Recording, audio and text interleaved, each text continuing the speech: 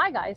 I know I just shot a video this morning, but I wanted to point out something about the video. So if you're wondering what the heck I'm talking about, there's a video that I shot just below this one, or if you're seeing this in your newsfeed, you can check it out on my page. A lot of what I'm teaching my clients in my private client group is how to use video marketing as a lead generation tool. So how do you shoot a series of live videos that draw people in, you create a retargeting audience, and then you provide a different offer. So I just finished shooting all my offer videos, but I thought that I would share with you something that everyone asks me. If I'm going to shoot a live video, and I'm encouraging you, if you really want to know what the best frequency is, it's one per day. Fall over in your chair. Oh my God, one a day. Yes, one per day.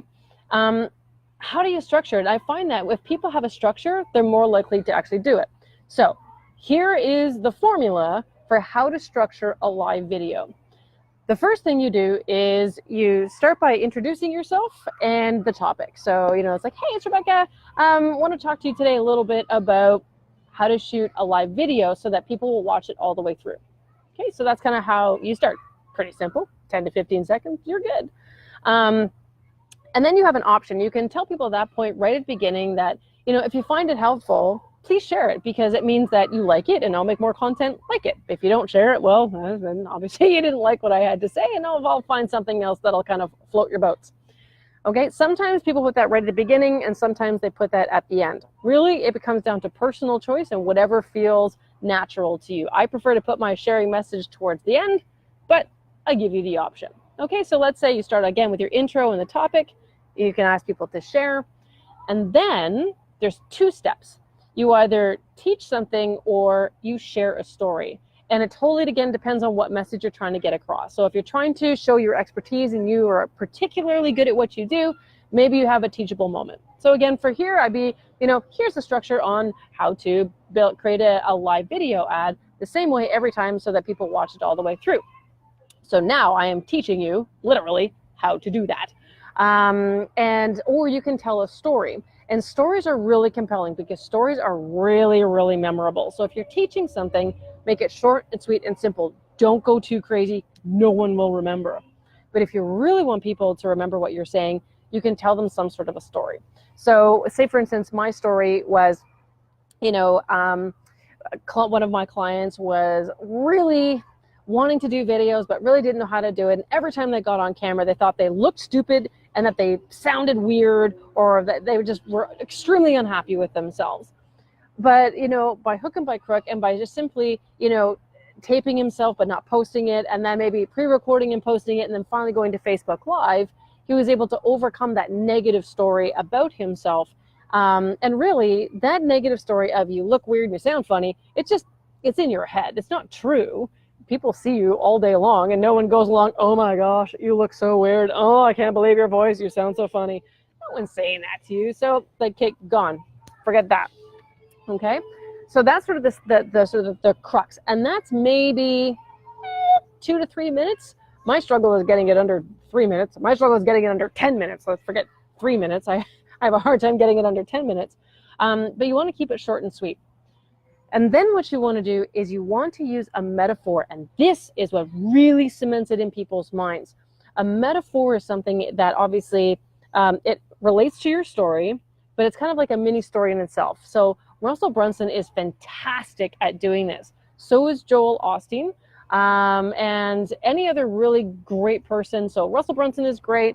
Brendan Burchard is great. Dean Graziosi is great. Joel Osteen is fantastic. If you look at the great orators out there, probably pronounced that wrong, the Winston Churchills, the Martin Luther Kings, a lot of those people not only use stories and teachable moments, but they also use metaphors, right? So again, so say one of my stories was how people had negative stories about themselves.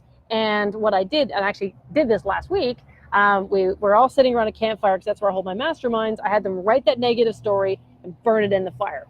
There's my story. My metaphor is that you are turning your negative stories into vapor. It's smoke, because that's all it's worth. Those negative stories aren't worth a penny to you. So turn your negative stories into smoke. Let them drift away and put them out of your conscious mind.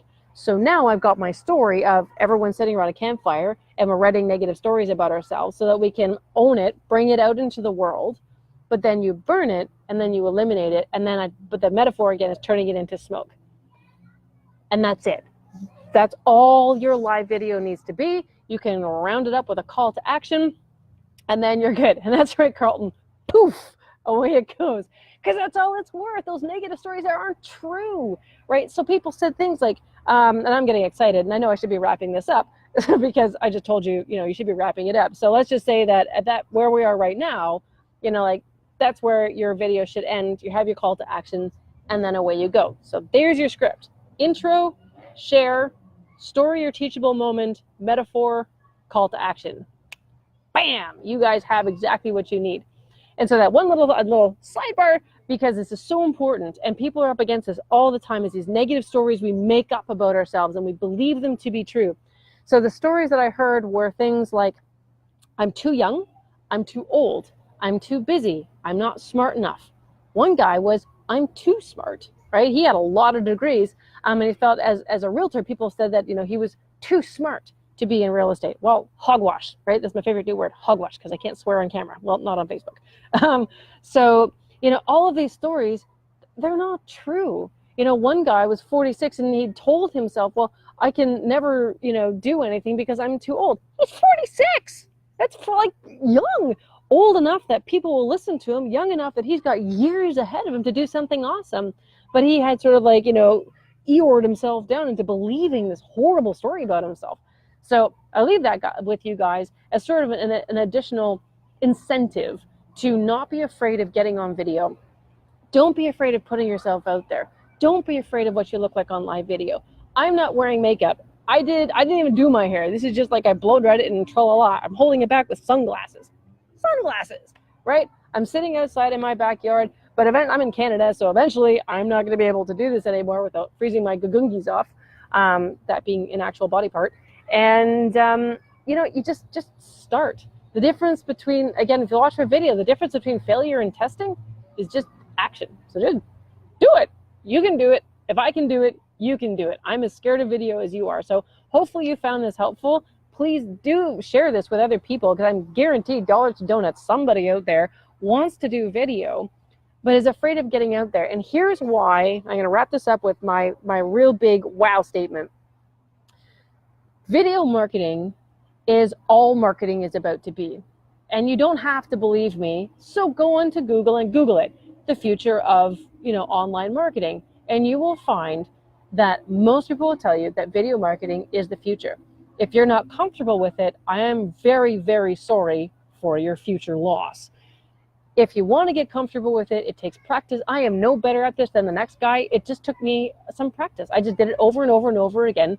And it made me uncomfortable, and I thought I looked weird and sounded funny. But you know what? I read this great book today. No one's really thinking about you.